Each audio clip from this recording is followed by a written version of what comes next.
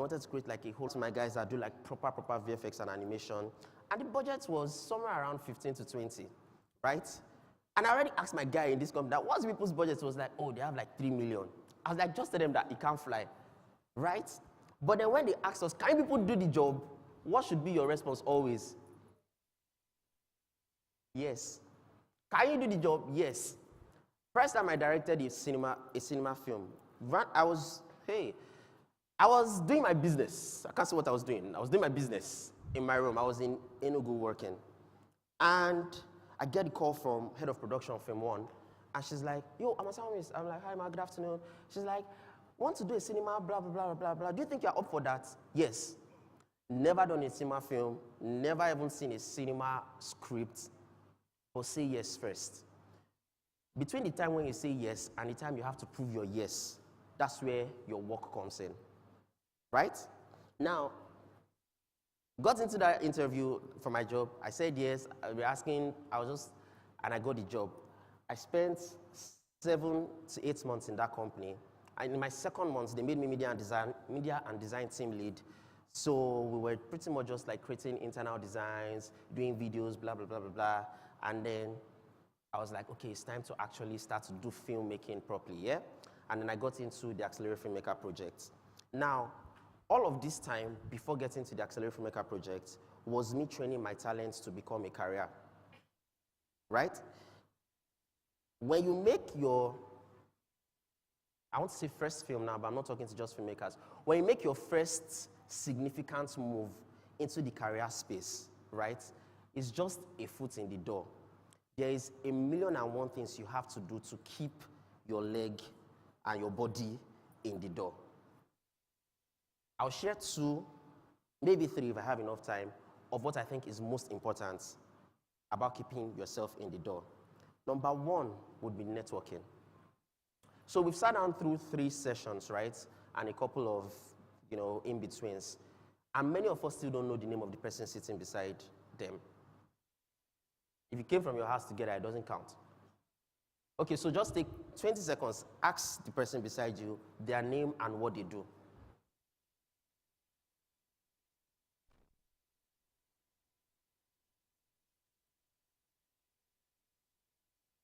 Okay, are we good? Are we done? All right, perfect. It's okay. People are taking it to the next level. It's okay, it's okay. All right, so that's done. Name and what you do. My first lesson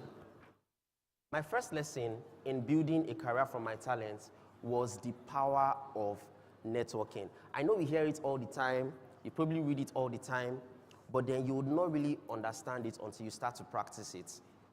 I'm a big fan and a big beneficiary of mentors and mentorship and how much a mentor can help your career and accelerate your growth, yeah? But I'm an even much bigger fan of networking, especially across your peers. Now, let me explain it. I like to dabble in music, right? It's easier for you to convince your guy to help you make a beat than for you to convince who? Favorite producer? People are doing as if you don't know them. SARS, right? Okay, so thank God you mentioned SARS. So one of my very good friends, his name is STG. Have you ever heard a song and you heard STG at the end of the song, right? So STG went through SARS' academy, right? And then STG now does like music for pretty much everybody.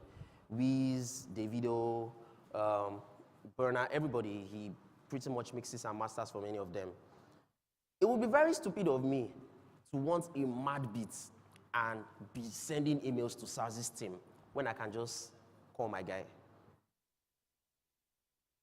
The talents and the opportunity that you are looking for and you think is like up there, is maybe a few calls away.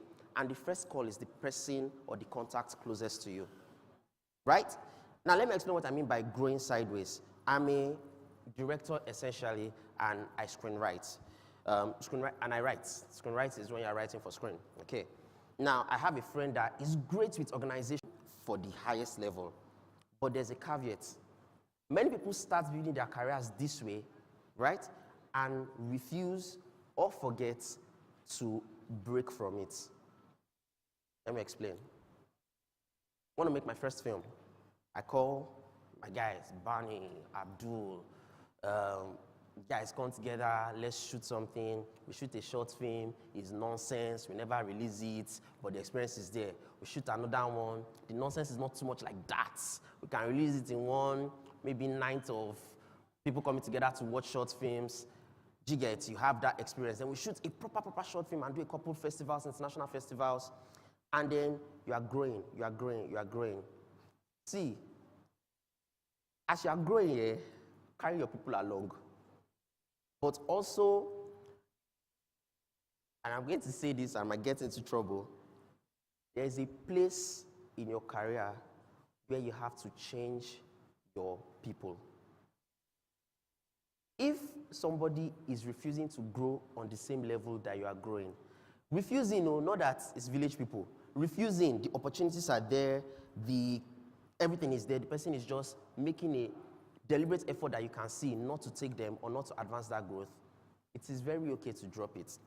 I'm a big advocate of never give up. Never give up. I will explain. Never give up for me is only valid when it makes sense. Sometimes give up. That's what I tell people. You want to die. Sometimes give up, especially when what you are doing from the beginning is not making sense. You are coming to a wedding in Ikorodu. The wedding ends, after party, everything ends by 7, right? There's traffic on your side of the road. The time is 45 minutes to 7. Map is saying you get there 1 hour, 26 minutes. But I will never give up. Where are you going to? You want to go and wash plates? Do you understand what I'm saying? If it's very clear that where you are going is not going to make sense, press pause and we think, we plan. All right? Secondly, and this is what would help many of us, top of mind. Top of mind, top of mind, top of mind. Top of mind is absolutely important when you have a talent because many people have talents. What makes anybody stand out is something that we call top of mind awareness in advertising and in branding. So we are thinking of an actor to play lover boy role. We'll call Timini, we'll call Effa, we'll call some of your favorites, Uzor, Jiget, we'll call those people. Now, those people always seem like they are getting jobs because they are top of mind. If you want to pursue your talent to the point where it becomes a career and you don't make conscious efforts to make sure that you are top of mind in the minds of the people that you need to be top of mind of, then that's what you should be working on, right? Everybody talks about visibility, visibility, visibility. I'm a bigger fan of beyond being visible, who are you being visible to, right? There's many talented people in many places where nobody is seeing them, right? If you want to be visible, if you want to be visible up to a point where you can turn your talent into building a career, then be visible to the right people, all right? All right, so I'm just going to do a quick survey. How many of us remember the name and the occupation or the person, the student, of what the person that they asked is? How many people? If you are sure that you remember, come.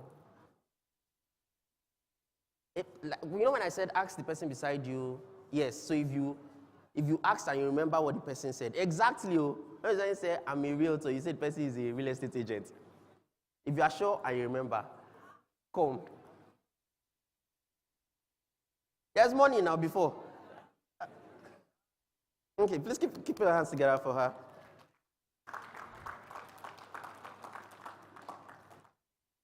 So I'm doing this just to share my last lesson. Okay, so who did you meet? Left or right? The lady with the striped shirt? Yeah. Okay, what's her name? Moi. All right. Name is Moi. Is your name Moi? What does she do? Fashion designer. You do fashion design?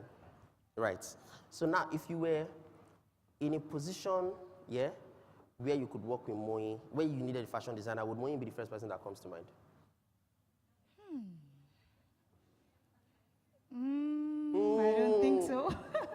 Why? Probably, I won't have it in my memory again. Like, living here, I might forget. Okay, thank you. That's what I wanted. My last point is make a solid impression. make a solid impression. See, this is very typical in my line of work, especially when we go for events, premieres, screenings. Everybody is blowing grammar. It's just people with their cars and their PA. Oh yeah, we should talk. Like, yeah. You know what I'm talking about? You see what happened there. Just people like, hey, I haven't seen your work. Oh yeah, shoot me an email. It's a lie. You will shoot, you will shoot tire. You need to say something or do something that will be ringing in the person's head. You need to say or do something that will ring in the person's head. Let me tell you how I met my mentor. So my mentor is Kemi Adetiba. I worked with Kemi. How did I meet Kemi? Random. So I was big fan of King of Boys 1, big fan of all of her shows, all of her documents, just a big fan. And then I was like, I'm a fan like 100,000 other people.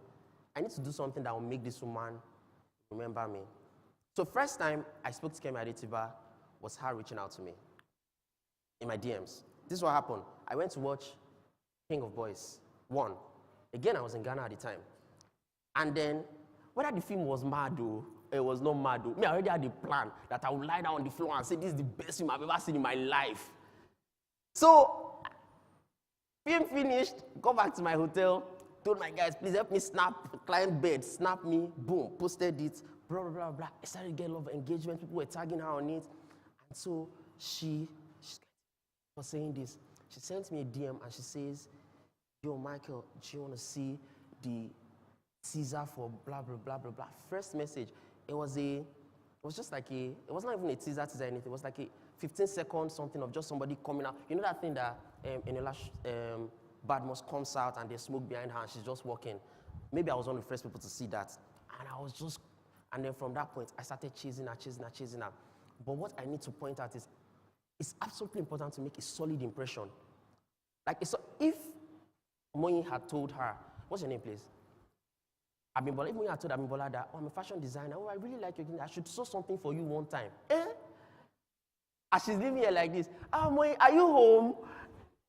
Have you eaten? Who doesn't like all those kind of things?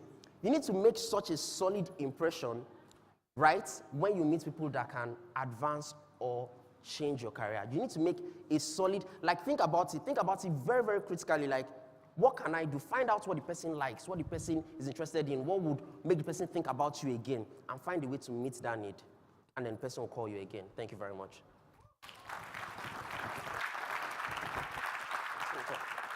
Thank you.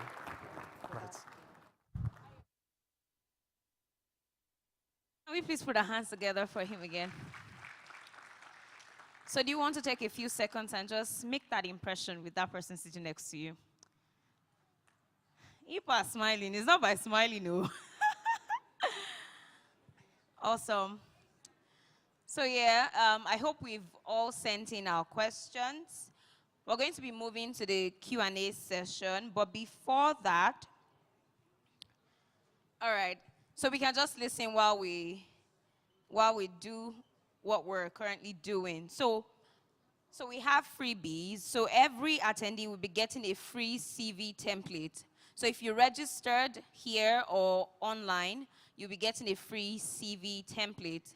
In addition to the job opportunities that are open, so from Colored Gray Consulting, we have a business analyst role, project manager role. Okay, yes, so I know I said make an impression, but let's also listen to the job opportunities, right? Thanks. Also, a project coordinator role, quality assurance and quality control, all from Colored Gray Consulting. Also, an admin intern is needed as well, a store officer, a maintenance officer, and a senior product manager.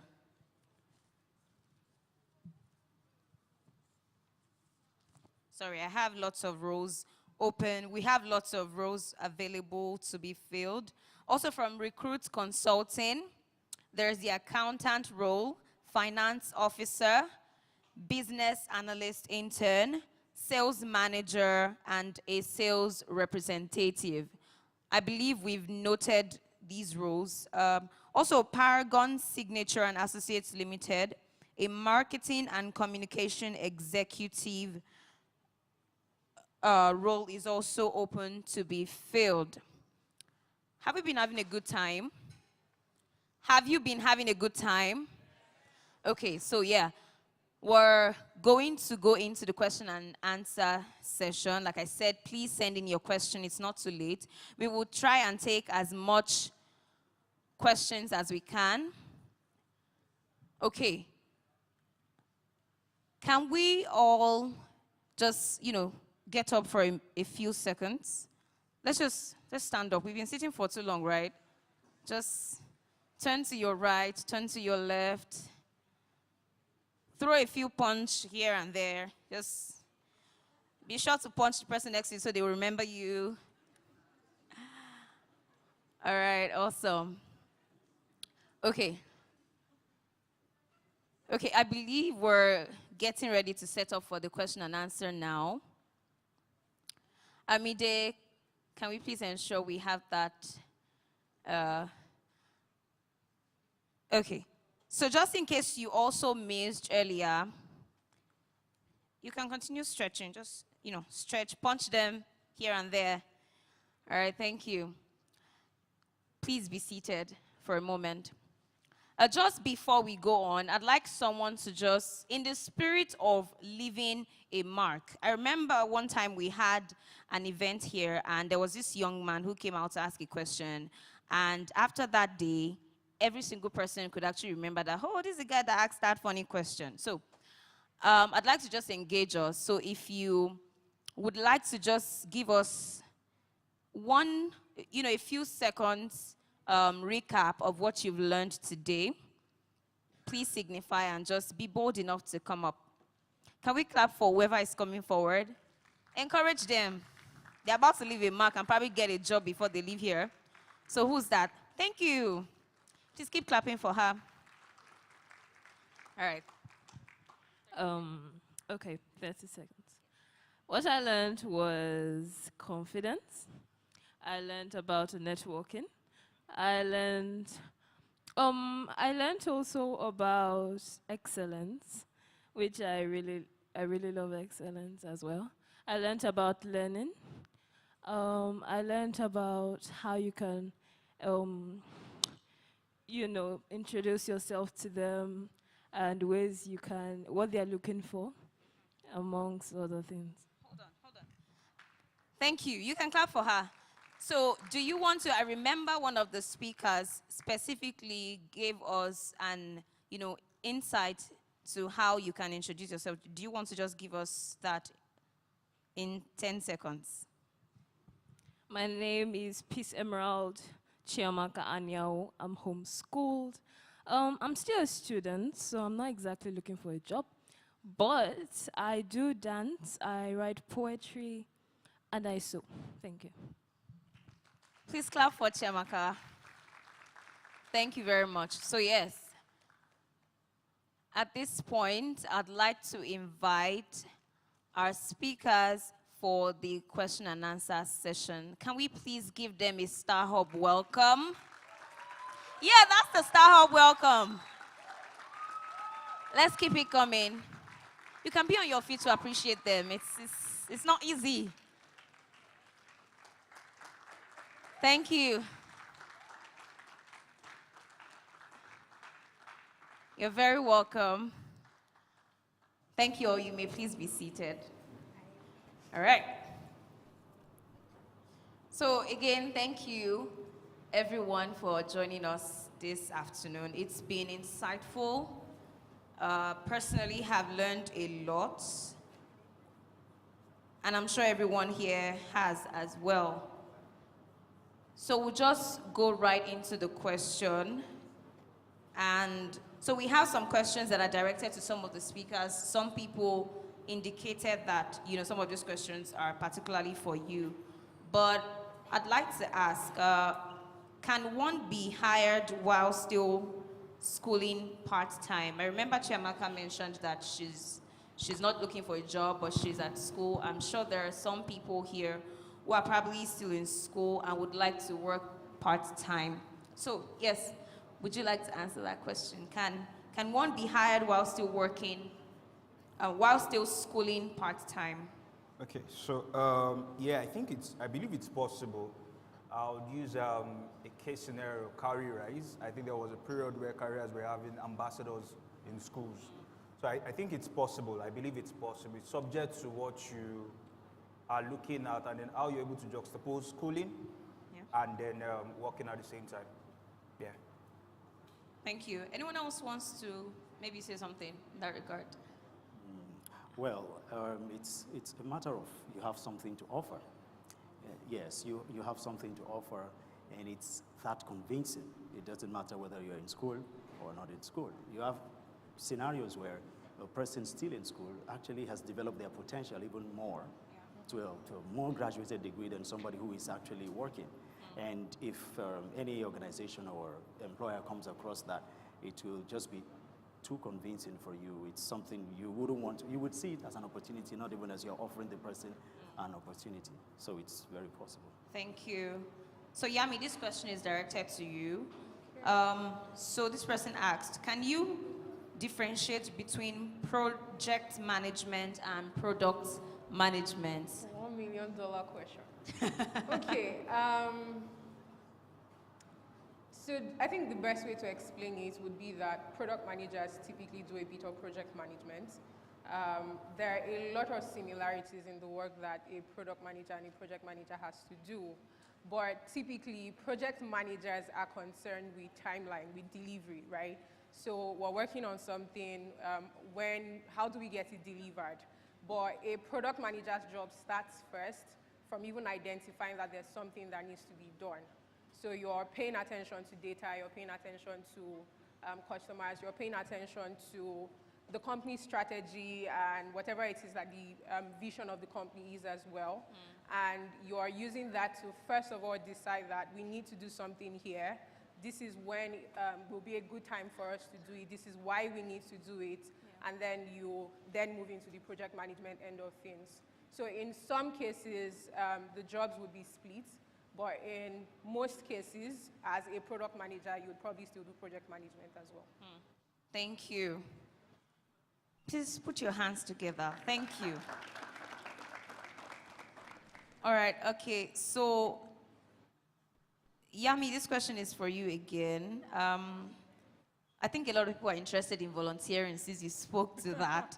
So what is the difference between volunteering and interning? Also, how do you not get taken advantage of or taken for granted when volunteering? Okay, so I think that, again, volunteering and you interning, right, you are still pursuing the same goal, really. Typically, when you're applying for internships, most likely it's either because you want to work in that organization or you're interested in that particular role and you're seeing it as a way for you to gain experience and then you eventually grow into what it is that you're trying to achieve. And that's why I said when you're volunteering as well, don't just see it as I'm just doing something for the sake of doing something. You should actually have a reason why you're volunteering. So if I want to end up in the media space or if I want to get started in product management or in development or whatever it is, it's basically me looking for opportunities to learn, get that experience, right? So I can volunteer my service or I can actually intern. And I think another difference will probably be that in some cases, you get to have paid internships, right? But the core idea of volunteering is more or less that you're doing it for free. But what I would say that you need to keep at the back of your mind is to have that goal, the end point that you're trying to get to as what it is that is driving whatever actions you're taking. And I've forgotten the second question. So how do you not get taken for granted? Okay. So I would say that I think it's a bit tricky, right? In the sense that if you start off with the mindset of I don't want to get taken for granted, there's like this whole thing of throwing away the baby and the bathwater, right? Sometimes in trying to protect yourself, you could end up doing too much. and then you don't actually even allow yourself go through the experiences. Now, of course, you also don't want to work in a place where, like if it's hostile, right, your peace is, I mean, you don't have peace. Going to, it's even volunteer work, it's not like they're paying you. And you're shaking just thinking about going to work. Like, I would not even advise that you do that, right? So I would say that, and this even applies to you working like paid employment, is you having that understanding that as much as you're going somewhere to work and they're giving you that job, they're not giving it to you for free. You also bring something to the table. Yeah. You actually do have value that you're bringing to the table as well. And you should see yourself in that light, right? So when you're going somewhere, when you're applying for jobs, it's also having yardsticks in your mind to say, if I'm working in an organization, these are the things that are important to me, right? I'm not going to compromise on my peace. Having flexibility or maybe work schedule, whatever it is, right? It would vary for everybody. But also knowing that as much as the company is interviewing you, you are interviewing the company. There's value that you bring to the table. So take all of that into consideration and then use that